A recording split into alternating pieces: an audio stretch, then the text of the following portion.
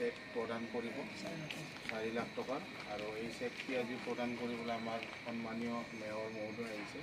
এইখিনিতে মই মেয়ৰ মহোদয়, তেখেতৰ পৰিয়ালৰ, তেখেতৰ হাজবেণ্ড, তেখেতক দিবলৈ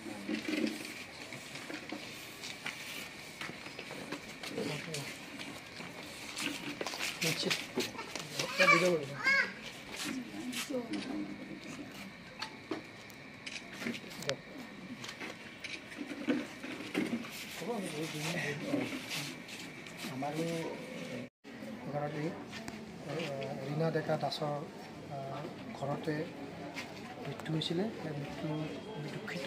আজি পৰিয়ালবৰ্গক সান্তনা দিয়াৰ ক্ষেত্ৰত জিলা প্ৰশাসনৰ পৰা আমি মৰণোত্তৰভাৱে 4 লাখ টকা আমি তেখেতক এক অনুদান দিয়াৰ কাৰণে আমি আহিছিলোঁ। আৰু আমাৰ তেখেতৰ যি আমাৰ স্বামী তপন দাস ডাঙৰীয়া হাতত আমি অৰ্পণ কৰিছোঁ আৰু তেখেতৰ মৃত্যুত আমি দুখ প্ৰকাশ কৰিছোঁ।